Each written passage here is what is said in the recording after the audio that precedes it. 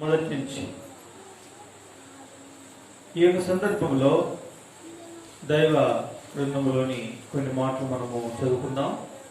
ఆరాధన కోరికై 98వ అధ్యాయం కీర్తనల గ్రంథము మొదటి వచనం నుంచి మార్చి యెహోవా ఆశ్చర్యకార్యములు చేసి ఉన్నాడు, ఆయనను గూర్చి క్రొత్త కీర్తన పాడుడి.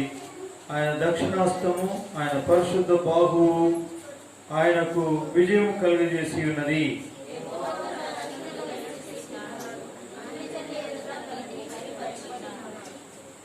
ఇశ్రాయేలు సంతతికి తాను చూపిన కృపా విశ్వాసతలను ఆయన జ్ఞాపకం చేసుకొని ఉన్నాడు.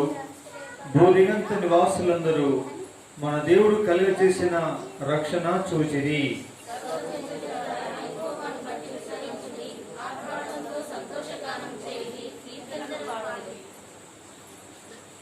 సితారా స్వరముతో యెహోవాకు స్తోత్ర గీతములు పాడుడి. సితారా తీసుకుని సంగీత స్వరముతో గానము చేయుడి.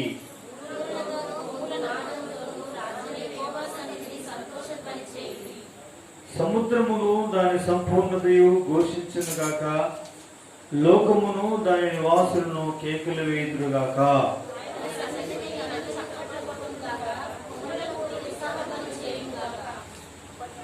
భూమికి తీర్పు తీర్చుటకై, నీతిని బట్టి లోకమునకు తీర్పు తీర్చుటకై, న్యాయమును బట్టి జనములకు తీర్పు తీర్చుటకై యెహోవా వేంచేసి ఉన్నాడు. చదవబడిన ఈ లేఖన భాగములను ప్రభు దీవించి మన ఆధ్యాత్మికమైన ఆశీర్వాదం కొరకును, మరి ముఖ్యముగా ఆయన ఆరాధించడం కొరకై ఆయన మనల్ని పురిగొల్పి ఆయన మనల్ని ప్రోత్సహించునుగాక. గమనించండి, ఈ 98వ అధ్యాయం కీర్తన గ్రంథంలో మనము గమనించినట్లయితే మొదటి ఒక 2 వచనాలని మనము చదువుతాం. కలిసి చదువుకుందాం. యెహోవా ఆశ్చర్య కార్యములు చేసి ఉన్నాడు, ఆయనను గూర్చి క్రొత్త కీర్తన పాడుడి. ఆయన దక్షిణాస్తం, ఆయన పరిశుద్ధ బాహువు ఆయనకు విజయం కలిగజేసి ఉన్నది. యెహోవా తన రక్షణను వెల్లడి చేసి ఉన్నాడు, అంజనుల ఎదుట తన నీతిని బయలుపరిచి ఉన్నాడు. చిన్న ప్రార్థన చేసుకుందాం. కళ్ళు మూసుకోండి. ప్రియమైన పరలోకపు తండ్రి, పరిశుద్ధమైన దేవానికి వందనములు. ఈ యొక్క సందర్భంలో మరి అవసరమైన మాటలు మీరు మా యొక్క సమక్షంలో మాకు మీ నోటి ద్వారా వినిపించి ఆత్మీయంగా మేలు పొందినట్లు మీ అద్భుతమైన కృపనిచ్చి నడిపించి మహిమ పొందమని యేసునామములో ప్రార్థించి వేడుకొంచున్నాం తండ్రి. పిల్లరా, ఈ సందర్భంలో 98వ కీర్తనను మనం గమనిస్తే యెహోవా ఆశ్చర్యకార్యములు చేసి ఉన్నాడు, ఆయనను గూర్చి క్రొత్త కీర్తన పాడుడి. గమనించండి, ఈ యొక్క కీర్తనకారుడు అంటాడు ఈ గీతంలో, యెహోవా ఆశ్చర్య కార్యములు చేసి ఉన్నాడు. ఈ భూలోకములో మరి ఏ జనమునకును ఈలాగున ఎవరునూ చేయలేని కార్యములను సర్వలోక సృష్టికర్త అయినటువంటి దేవుడు ప్రత్యేకమైన విధానంలో తన ప్రజలైన వారిని జ్ఞాపకం చేసుకొని, పిల్లరా, ఆయన భూలోకమంతా ఒక్కసారి తెప్పరిల్లునట్లు, భూలోకమంతయు తెప్పరిల్లునట్లు ఆయన నిజముగా మేల్కొల్పు కలిగినట్లు, ఒక్కసారి ఉలిక్కి పడినట్లుగా ఎన్నో కార్యములు దైవగ్రంథంలో జరిగించుట చూడగలం. మన పితరులైనటువంటి వారి పక్షమున అబ్రహామును మనం చూస్తే, ఇస్సాకు యాకోబుల యొక్క వారి జీవితాలలో మనం చూస్తే, అంతేకాకుండా వారి యొక్క సంతతి వారైన ఇశ్రాయేలీయులైనటువంటి జనాంగము పక్షాన మనం చూసినట్లయితే, పిల్లరా, కరువు వచ్చినప్పుడు ఐగుప్తులోనికి వెళ్ళిన ఇశ్రాయేలీలు విస్తరించి వ్యాపిస్తున్నప్పుడు ఆ రాజ్యమేలే రాజైన ఫరో వారిని కఠినముగా మరి శిక్షించడానికి, హింసించడానికి, వారిని నశింపచేయుటకు, క్షీణింపచేయుటకు ప్రయత్నం చేస్తూ వచ్చినప్పుడు వారి మరణాలకించిన దేవుడు పిల్లరా మోషే అహరోనును లేపి తన మహిమ కొరకు తన నామం పేరిట ఫరో ఎదుట నిలువబెట్టి పిల్లరా ఫరోతో మాట్లాడుతూ ఆయన దాదాపు 10 సూచక క్రియలు ఆ దేశంలో చేస్తూ వచ్చాడు. అలా చేస్తూ వచ్చినప్పుడు పిల్లరా మరి పంపిన ప్రతి తెగులు చేత వారి దేశమంతటిని కడిగ చీకటి చేతను, వారి దేశమంతటికి పేలు, వారి దేశమంతటికి ఈగలు, కప్పలు, వారి దేశంలో ఉన్న ప్రతి ఒక్కరికి భయంకరమైన కురుపులు, ఈ రీతిగా అంచెలంచెలుగా అనుమతిస్తూ వారి నదులలో, వారి పాత్రల్లో పట్టుకున్న నీళ్లతో సహా రక్తమైపోయినటువంటి సందర్భంలో, కంపు కొట్టిన సందర్భంలో యావత్ ఐగుప్తు దేశం అంతయు ఎట్టి వార్తలు విన్నటువంటి సకల దేశస్థులు ఆ దినాలలో వీళ్ళరా దద్దరిల్లిపోయారు. ఎక్కడో దూరాన ఉండే బలమైన ప్రహారీలు కట్టుకొని మాకు చింతే లేదని నిశ్చింతగా ఉన్నటువంటి ఎరికో పట్టణస్థుల్లో వారి భయం, వారి ఆందోళన ఎంత ఘోరంగా ఉందో ప్రేమిన వాళ్ళరా.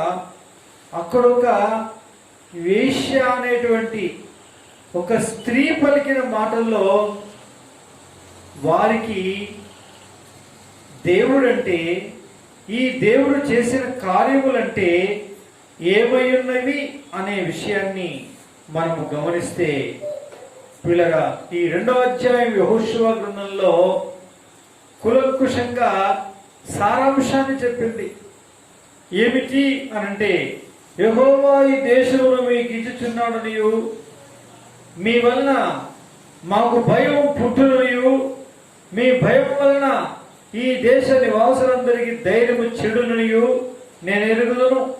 10వ వచనం, మీరు ఐగుప్తు దేశములో నుండి వచ్చినప్పుడు మీ ఎదుట యెహోవా ఎర్ర సముద్రమును నీరును ఎలాగూ ఆరిపోజేసెనో, యొర్దాను తీరమునున్న అమోరీల 2 రాజులైన సిహోనుకును ఓగుకును మీరు ఏమి చేసిద్దిరో, అనగా మీరు వారిని ఎలాగూ నిర్మూలము చేసిద్దిరో ఆ సంగతి మేము వింటిమి. మేము విన్నప్పుడు మా గుండెలు కరిగిపోయేను. మీ దేవుడైన యెహోవా పైన ఆకాశమందును క్రింద భూమి యందును దేవుడే. మీ ఎదుట ఎట్టి మనుషులకైనను ధైర్యమే మాత్రమును ఉండదు అని వర్ణిస్తూ ఉంది. అంటే కవిత్వం రాస్తూ ఉందా, లేక ఊహాగానాల చేత మాట్లాడే మాటలయ్యున్నవా, లేక ఇవేంటి కేవలము మనుషుల్ని ముఖస్తుతి చేయడం కొరకు పలికే మాటలుగా ఉండవా? కాదు ప్రియులారా, మా గుండెలు కరిగిపోయినవి, మేము దద్దరిల్లిపోయితిమి. ఐగుప్తు యందు మీ దేవుడు మీ పక్షాన చేసిన కార్యములకు, చివరికి మీ పక్షాన చేసిన కార్యం ఏమిటో తెలుసా? మాకు తెలుసయ్యా. ప్రతి జ్యేష్ఠ సంతానమును పశుపక్షాలన్నిట్లలో కూడా, ప్రతి ఇంటిలో, మీ పాడి పశువుల్లో, మనుషులలో ప్రతి ఇంటిలో జ్యేష్ఠ సంతానమును సంహారక దూత సంహరించినప్పుడు ఐగుప్తు యావత్తు భయంకరమైనటువంటి శోకం పెట్టినప్పుడు ఆ శోకం విని మేమదిరిపోయి మేము శోకం పెట్టాల్సిన పరిస్థితి ఏర్పడిందయ్యా. అమ్మో, మీ దేవుడు అక్కడ మాత్రమే కాదు, అడ్డొచ్చిన ఎర్ర సముద్రాన్ని కోపగించి పాయలు చేస్తే 6 నెలల్లో మీరు నడిచి వచ్చారు, అవును కాదా అని అడిగితే తలలోపారు వేగులవారు. ఈ రీతిగా ఎన్నో గొప్ప కార్యములు మీ పక్షమున చేయుటను మేము విన్నాం. అట్టి జనమును మీరు ఇప్పుడు మా ఎదుటికే వచ్చేసారు. మా దేశం ఆల్రెడీ విన్నది, ఎంత ప్రహరీల పట్టణమైన, ఎంత బలిష్టమైన పట్టణము కట్టి, ప్రహరీని కట్టి, ఎంత లోతు పునాదులు వేసి మేడలు మిద్దలు కట్టుకొని మాకేమాత్రము కూడా ప్రమాదము లేదనుకుంటున్న ఎరికో వారమైనటువంటి మేము మా గుండెలు కరిగి నీరైపోతున్నాయ్యా మీ భయం వలన అని అంటుంది. నా పిల్లరా, ఇది యెహోవా తన జనులైన వారి పక్షమున చేసిన ఆశ్చర్యమైనటువంటి కార్యములు పిల్లరా. ఇట్టి కార్యములను ఇశ్రాయేలు జనాంగమే కాదు, ఆ కాలమందు ఆ దేశపు చుట్టూరా ఉండే సకల దేశముల వారు కూడా వార్త విన్న వారు అదిరిపోయి, ప్రేమిన వాళ్ళరా, అమ్మో ఆ దేవుడు సామాన్యుడు కాదని అన్నవారే కానీ, ఆ దేవుడు చేసిన కార్యములను చూసి పిల్లరా అదిరిపోయిన వారే కానీ, బెదిరిపోయిన వారే కానీ ఎవరు నిశ్చల స్థితికి వెళ్ళిన వారు కాలేదు. ఇలాంటి గొప్ప కార్యములు చేసిన దేవుడికి ఈ గీతం రాసిన ఈ యొక్క గీతకారకుడు ఏమంటున్నాడు అంటే, ఆయన గురించి కొత్త కీర్తన పాడు అంటే అదేంటి? ఇవన్నీ పాత విషయాలు, ఇవన్నీ కూడా మన పితరుల కాలంలో జరిగిన విషయాలు. ఈ దినం, ఈ రోజు, ఈ వారం నీ జీవితంలో ఏమి చేసానో వాటిని వర్ణించి ఆయన స్తుతించి ఆయన్ని కొనియాడు. నేటి దినము కూడా నేటి జనాంగం మధ్యలో వ్యక్తిగతముగా ఒక్కొక్కరి పక్షమున, కుటుంబముగా ఒక్కొక్కరి పక్షమున, సంఘముగా ఒక్కొక్క ప్రాంతపు ప్రదేశపు లెక్క చొప్పున ఎన్నెన్ని గొప్ప కార్యములు యెహోవా చేసెనో చేయలేదా? అట్టి వాటిని పెట్టి మీరు క్రొత్త కీర్తన మీరు పాడండి. దావీదు తన కాలముందు స్వతహాగా చేసినటువంటి దేవుని యొక్క తన పక్షాన చేసిన కార్యములను జ్ఞాపకము చేసుకుని కీర్తన ఎత్తి పాడెను అని రాయబడింది. ఆయనను స్తుతించెను అని రాయబడింది. మోషే ఐగుప్తు నుంచి ఎర్ర సముద్రమును దాటిన తరువాతయు ఆయన చేసిన కార్యములను జ్ఞాపకము చేసుకుని ఆయన క్రొత్త కీర్తన పాడినట్టు మనము చూస్తున్నాం. ఈ రీతిగా ప్రతి ఒక్కరూ తన భక్తులైనటువంటి వారు వారి యొక్క మరి పాత కార్యములు కావు, పాత కార్యములు విశ్వాసమును వృద్ధిపరుస్తాయి. పాత కార్యములు జ్ఞాపకము చేసుకోవడం వలన మన ఆత్మ చల్లారుతున్న మన ఆత్మను జీవింపబడడానికి అవకాశం ఉంటుంది. కానీ కొత్త కార్యములు స్వతహాగా మనల్ని ఆరాధింప చేయటానికి ఉపయోగపడతాయి పిల్లరా. అందుకే ఈ కీర్తనాకారుడు అంటాడు, మా పితరులైన వారి పక్షమున యెహోవా ఎన్నో గొప్ప కార్యములు చేశాడు, ఆశ్చర్యమైన కార్యములు. అవి కాదు, ఓకే, అవి చేశాడు వాస్తవమే, కానీ ఇప్పుడు మీ జీవితంలో ఆయన ఏమేమి కార్యములు చేసినో వాటిని మీరు జ్ఞాపకము చేసుకుని ఆయనను స్తుతించి ఆయన్ని మీరు ఆరాధించండి, క్రొత్త కీర్తన మీరు పాడండి అని ఈ కీర్తనాకారుడు ఈ మాట చెబుతూ ఉన్నాడు. చూసారా?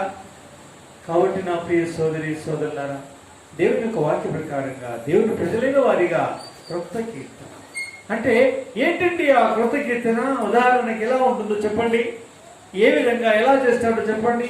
ఆ దినం మోషే అహరోనులు, ఆ జనాంగం వారు ఆయన వెంబడించిన విధానం, ఏకతాటి మీద నడిచిన ఆ యొక్క నడిపింపు ఒక అద్భుతమైన ఆశ్చర్యకరమైన, నిజముగా మరి కుప్పలు తెప్పలుగా లక్షలాది జనం కాల్బలం వారు ఈ రీతిగా పయనిస్తుంటే జరీగల వలె, లెక్కలేనంత జనం మిడతల వలె వారు భూతలమంతయు కప్పినట్టు కనిపించి అదిరిపోయినటువంటి ఆ గొప్ప కార్యములు వారు వివరిస్తూ ఉంటే అమ్మో కరెక్టే. కానీ ఇప్పుడేంటి అంటే పిల్లరా, ఇదే వచనములో 3వ వరుసలో ఇలా రాయబడి, అదేంటంటే ఆయన దక్షిణాస్తము ఆయన పరిశుద్ధ బాహువు ఆయనకు విజయము కలుగజేసి ఉన్నది.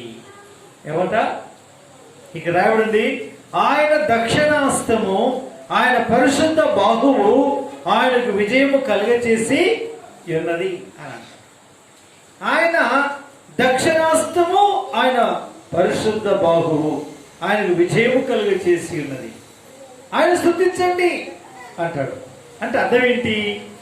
దక్షిణాస్తము, దక్షిణాస్తం అంటే అర్థం ఏంటంటే మనుషుని యొక్క దక్షిణాస్తము పిల్లరా దేవుని యొక్క వాక్య ప్రకారంగా మరి వాస్తవికంగా చెప్పాలంటే ఈ కుడి హస్తము దక్షిణాస్తముగా భావించబడుతుంది. సూర్యోదయం వైపు అంటే సూర్యుడు ఉదయించే దిక్కు మనం అభిముఖులమై అంటే ముఖము చేసి నిలవబడినప్పుడు మన కుడి యొక్క హస్తం ఇది దక్షిణాస్తం అవుతుంది, దక్షిణ దిక్కు చూపిస్తుంది. మన ఎడమ యొక్క హస్తము ఉత్తరం వైపు చూపిస్తుంది. ప్రియమైనటువంటి వాళ్ళరా, ఇది ఉత్తరం. గమనించండి, ఎడమ హస్తం గమనించండి. అయితే మరి మనకు కుడి హస్తము దక్షిణాస్తం అయితే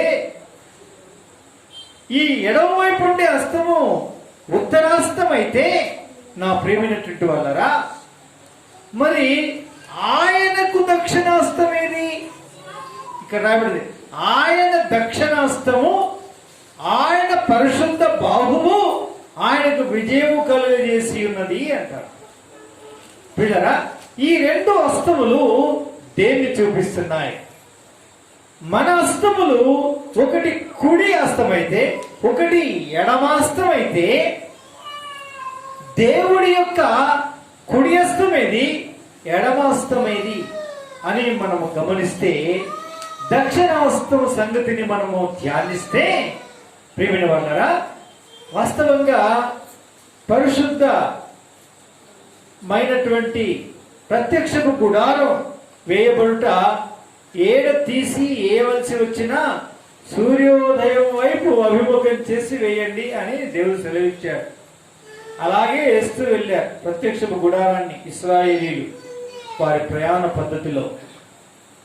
అలా చూసినప్పుడు ఈ యొక్క ప్రత్యక్షపు గుడారములో ఇలాగనే తూర్పు వైపు ముఖం చేసే ఈ యొక్క ప్రత్యక్షపు గుడారములో అతి పరిశుద్ధ స్థలం కంటే ముందుండే పరిశుద్ధ స్థలములో ఈ యొక్క దక్షిణ దిక్కు ఉండేది ఏది అని మనం చూస్తే దేవుని యొక్క వాక్యంలో దీపవృక్షము, దీపస్తంభము అంటే 7 ప్రదీపములు కలిగిన స్తంభం వృక్షం లాగా నిలవబెట్టి ఉంటుందండి. దానిలో ప్రదీప తైలం పోసి దాన్ని వెలిగిస్తూ ఉంటారు యాజకులు. ఇది మరి దైవ గ్రంథంలో పరిశుద్ధమైనటువంటి ప్రత్యక్షపు గుడారములో ఉన్నటువంటి క్రమం, పద్ధతి ప్రియులారా. అయితే ఈ కాలమందు ఈ సమయమందు మరి దేవుని యొక్క దక్షిణాస్తము ఏమి చూపిస్తుంది ప్రియులారా? ఉత్తరాస్తము సముఖపు బల్ల, రొట్టెలుంచేటువంటి బల్ల చూపిస్తే, దక్షిణాస్తము ప్రదీపముల యొక్క అంటే 7 దీపములు కలిగిన దీపస్తంభం, దీప వృక్షము చూపిస్తే పిల్లరా, ఈ యొక్క దీప వృక్షం దైవ గ్రంథములో ఈ కాలమందు ఏమి చూపిస్తుంది? దానివల్ల ఆయనకు జయం కలుగుతుంది, ఆయన జయం అంటే ఏంటో అర్థమవుతుంది అని దీని అర్థం పిల్ల. కాబట్టి ఆయన దక్షిణాస్తము చేత ఆయనకి ఏ విజయం కలుగుతుంది? ఆయన దక్షిణాస్తం అంటే దీప వృక్షం, దీపస్తంభం అని చూసాం. కాబట్టి ప్రకటన గ్రంథం 19వ వచనం అంటే 19-20 వచనాలను కలిసి ఉన్నవి గమనించండి. చివరిగా చూస్తే ఆ 7 సువర్ణ దీపస్తంభముల సంగతియు రాయము, ఆ 7 నక్షత్రములు 7 సంఘాలకు దూతలు, ఆ 7 దీపస్తంభములు 7 సంఘములు అని రాయడు. గమనించారా? దీపస్తంభం అంటే సంఘం అని ఇక్కడ వర్ణించబడింది. లేక సరిపోల్చబడింది. కాబట్టి ఇప్పుడు దేవుని యొక్క ఆయన దక్షిణాస్తం అంటే ఇప్పుడేంతో చెప్పండి, సునాయాసంగా చెప్పండి, మీరు జవాబు చెప్పింది. అంటే మన హస్తం కుడి హస్తం అయితే ఆయన హస్తము ఆయనకు బలమును చేకూర్చేది, జయాన్ని కలిగించే కుడి హస్తం ఏదన్నట్టు చెప్పండి, చెప్పండి చెప్పండి. కుడివైపు ఉండేది ఏంటి చెప్పండి? సంఘమే. తాను స్వరక్తం ఇచ్చి సంపాదించినటువంటి సంఘమే ఆ కుడి యొక్క హస్తము పీఠ, అదే దక్షిణ హస్తం. అయితే ఆయనకు జయమనుగ్రహించేటువంటి హస్తమును గురించి ఇక్కడ వివరించబడింది. అదేమి హస్తము అంటే క్రీస్తు స్వరక్తం ఇచ్చి సంపాదించిన సంఘమే తన యొక్క జయమనుగ్రహించే హస్తముగా వర్ణించాడు. ప్రియమైనటువంటి వాళ్ళరా, ఒక్క మాట చెప్పాలంటే మీరు క్రొత్త కీర్తన ఇప్పుడు పాడండి. మోషే కీర్తన వద్దు, అహరోను మిరియాముల కీర్తన వద్దు, దావీదు రచించిన కీర్తన వద్దు, దైవ గ్రంథంలో ఉండేటువంటి ఏ కీర్తన వద్దు, మీరు ఒక క్రొత్త కీర్తన పాడండి అని చెప్తే మనం ఏ కీర్తన పాడదాము? అవును, తన దక్షిణాస్తముగా భావించబడి, అనగా తన స్వరక్తమిది సంపాదించిన సంఘముగా సంబోధించబడుచున్న మనమనబడే మన ప్రార్థనలు అనబడే వాటి చేత ఏం చేయబడవలసిన వారమై ఉన్నాము అని అంటే, పిల్లరా, ఆయనకు జయమనుగ్రహించే వారమై ఉండాలి, ఆయనకు విజయాన్ని తీసుకొచ్చే వారమై ఉండాలి అని చూపిస్తాం. అంటే దేవుని యొక్క సంఘం అనే కుడి హస్తం దక్షిణ హస్తం ఆయనకు జయం కలిగి చేయాలి, ఆయనకు జయం కలిగి, ఆ జయం మనం కలిగి చేసినప్పుడే ఆయనకు మహిమ కలుగుతుంది. ఆయనకేం కలుగుతుందండి? మహిమ కలుగుతుంది. ఆ కుడి హస్తమే తన స్వరక్తం నుంచి సంపాదించిన సంఘం. ఆ సంఘము వల్ల ఆయనకేం కలగాలండి చెప్పండి? ఆయనకేం కలగాల? మహిమ కలగాలి, ఆయన ఘనపరచబడాలి, ఆయన హెచ్చింపబడాలి. అందుకే చూడండి అపోస్తల కార్యములో అంటే తన కుడి హస్తము ఎలా ఏ విధంగా దక్షిణాస్త బలముతో జయమొందినాడు అనే దాన్ని చూస్తే అపోస్తల కార్యములు 12వ అధ్యాయం చూడండి, మొదటి వచనం నుంచి చదవండి ఒకరు. అదే కాలమందు రాజైన హేరోదు పట్టుకుని యోహాను సోదరుని యాకోబును ఖడ్గముతో చంపించెను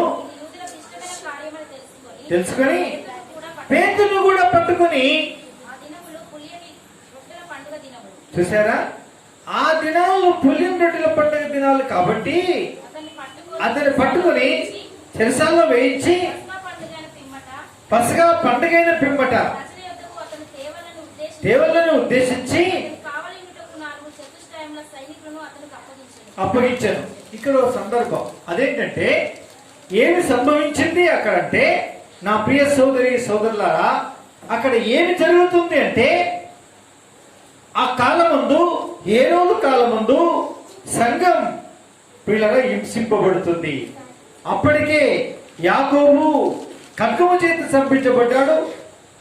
పేతురు ఇది యూదులకు ఇష్టమైన కార్యం, నన్ను మెచ్చుకొని మెడలేసుకుంటున్నారు అనుకున్నాడు. అందుకే పేతురును బంధించి చెరసాల్లో పెట్టాడు. ఈ పులియన్ రొట్టెల పండుగ అయిపోయిన తర్వాత అతను వెలికి తీసుకొని వచ్చి తీర్పు ఇచ్చి ప్రజలందరూ చూస్తుంటే వీడిని కూడా ఖడ్గముతో చంపించేద్దాం అని అనుకున్నాడు. రహస్యంగా ఆంతర్యంలో అతన్ని చెరసాల్లో బంధించాడు. ఇది సంగతి. సంఘం హింసింపబడుతుంది.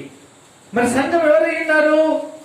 దేవుని యొక్క వాక్య ప్రకారంగా, నూతన నిబంధన ప్రకారంగా, పాత కొత్త నిబంధనల ప్రకారంగా తన పేరు పెట్టబడినటువంటి జనాంగమే, తన సరక్తిని సంపాదించిన జనాంగమే, ఏడాది గొర్రెపిల్ల, ఏడాది మేకపిల్ల రక్తముతో ఐగుప్తు నుంచి విడిపించబడిన వారే, అబ్రాహాము ఇస్సాకు యాకోబుల సంతతి వారై సున్నతి చేయించుకున్న ప్రతి ఒక్కరూ, సమాజముగా కూడి వచ్చిన సంఘం అనబడే వారందరూ ఆయన భూలోకములో తాను ఉంచుకున్న దక్షిణాస్తము.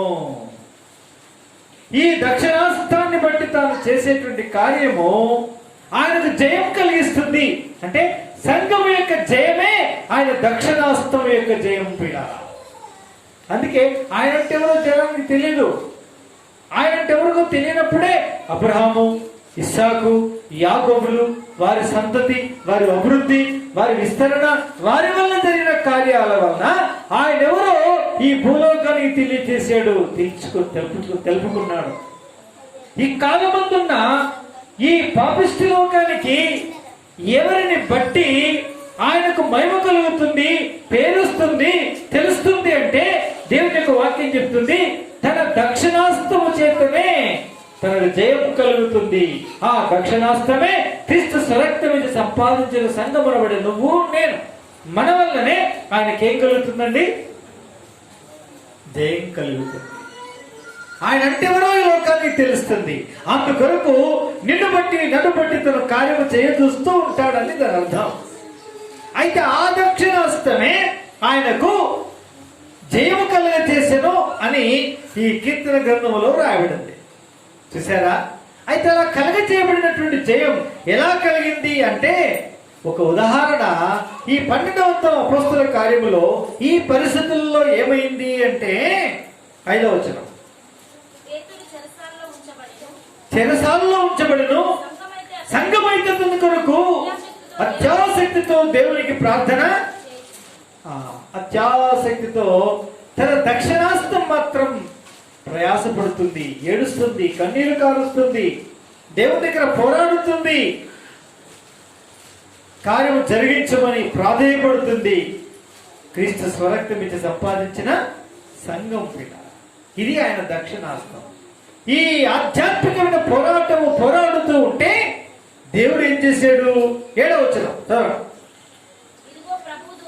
ప్రభువు దూత అతని దగ్గర నిలిచి అతనున్న గదిలో వెలుగు ప్రకాశించను, పేతురు పక్కన తట్టి లెమ్మని చెప్పి అతను లేపగా,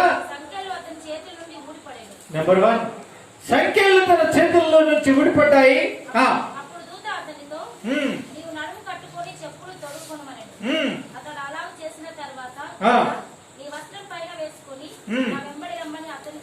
చెప్పాను.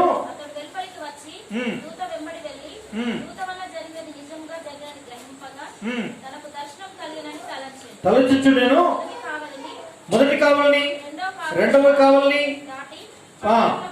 పట్టణం పోవు ఇనపకమని యుద్ధకు వచ్చినప్పుడు దానంతటదే వారికి తెరుచుకున్నది. అప్పుడు అర్థమైంది పేతురికి, ఇదేంటి కలనా నిజమా అని గిచ్చుకొని చూశాడు. అర్థమైంది, ఓ ఇది కల కాదు.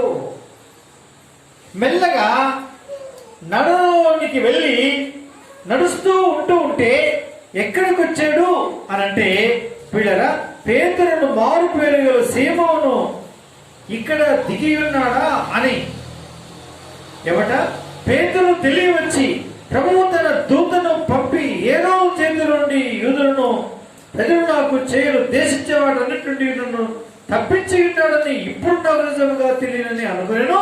ఇది ఆలోచించుకొని అతను మారు పేరు గల యోహాను తల్లి అయిన మరీ ఇంటికి వచ్చాను.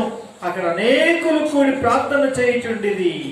ఆ తర్వాత జరిగిన సంగతి అంతా తెలియజేశాడు. ఎవరికి తెలియజేశాడు చెప్పండి? ఇప్పుడు అత్యాసక్తితో చెప్పండి. ప్రార్థన ఏ సంఘం అయితే చేస్తుందో, క్రీస్తు స్వరక్తమితి సంపాదించిన సంఘమనబడే దక్షిణాస్తము దగ్గరికి వచ్చి ఆ అస్తము యొక్క ప్రభావము చేత తనకు జయమెలా అనుగ్రహించబడిందో విడిపించాడో దానంతటిని వివరిస్తూ వచ్చాడు. ఇప్పుడు ఆ సంఘం కొత్త కీర్తన పాడుతుంది. ఆ సంఘం ఏం కీర్తన పాడుతుందండి? ఇప్పుడు పేతురు చేసుకుంటూ కూర్చుంటారా? చెప్పండి, ఏం చేస్తారు చెప్పండి? యెహోవా గొప్ప కార్యములు చేశాను. ఇది ఒక కొత్త కీర్తన. ఎన్నడూ ఏ కాలం ముందు జరిగిన విషయము, ఏ కాలం ముందు జరిగిన విషయము. సంఖ్యలు ఊడిపడ్డాయి, ఇనుప గవినులు తమంతటి తామే తెరుచుకున్నాయి. హేరోదు యొక్క దర్బారులో అంతఃపురంలో రాజదర్బార్లో కలిగిన గలిబిలి ఇంతంత కాదు. ఇదేంటి ఆశ్చర్యం? ఎక్కడున్నాడు అంటే ఎక్కడా లేడు. వేసిన తాళాలు, మూసిన ఇనుప గమనులు అవన్నీ విడగొట్టబడి విధానం చూస్తే ఆశ్చర్యం వేసింది. ప్రియులారా, ఈ కార్యమంతటి వల్ల తెలిసిన ఫలితార్థం ఏంటంటే యెహోవా వీరి పక్షమున గొప్ప కార్యములు చేశాడు. ఎక్కడికి వెళ్ళాలని ఎంక్వైరీ చేస్తే దుఃఖముతో కన్నీటితో ప్రార్థన చేస్తున్న సంఘం ఏదైతే ఉందో ఆ సంఘం దగ్గరికి వెళ్ళి తను తాను ప్రత్యక్షపరుచుకుంటే పేతురు వారందరూ ప్రభుని ఏం చేస్తున్నారండి? కృతజ్ఞతన పాడి స్తుతిస్తున్నారు పేతురుని చూసి. దేవా, ఈ ఇనప గవిలును తెరిచితివి, ఇనప సంఖ్యలను విడగొట్టిదివి, మా కన్నులు తెరవ చేసిదివి, నీ దక్షిణాస్తము మేమని రుజువుపరుచుకుంటివి. ఈ దక్షిణాస్తమనబడే మీ ప్రియకుమారుడు స్వరక్తి సంపాదించిన సంఘం అనే ఈ దక్షిణాస్తం అనే దీపస్తంభము చేత ఇట్టి గొప్ప విజయాన్ని నీ నామానికి తెచ్చుకుంటివి. ఓ దేవా, నీకు స్తోత్రం అని ప్రభువును స్తుతించేవారుగా ఉన్నారు. ఇకప్పుడు ఒక్కొక్కరు మొదలు పెట్టారు. మీరు చేసిన ప్రార్థనతో మరణం ఎలా తప్పించబడిందో, ప్రమాదం ఎలా తప్పించబడిందో, రోగములకు ఎలా స్వస్థత కలిగిందో, పాపములకు ఎలా విముక్తి కలిగిందో, ఎలా పశ్చాత్తాపడి పొరలి దేవుని పాపములు ఒప్పుకోవడం ద్వారా ఆ యేసు ప్రభువు రక్తం ఎలా కడిగి పవిత్రపరిచిందో, పట్టపగలు ప్రకాశించుచున్న వెలుగును చూసిన ఒక అద్భుతమైనటువంటి కార్యమును ఎలా జరిగించెనో, హింసకుడును భయంకరమైన కిరాతకుడును క్రీస్తు విశ్వాసం ఉంచిన సోదరులను బంధించి పత్రికలు ఇమ్మని అడిగి భయంకరమైన విధానములో దమస్కు మార్గాన దర్శింపబడ్డ ఆ నరహంతకుడైనటువంటి సౌలు పౌలుగా మార్చబడిన ఈ క్రొత్త కీర్తనలో పేరెత్తి ఆయన స్తుతించి ఆరాధిస్తుంది సంఘం.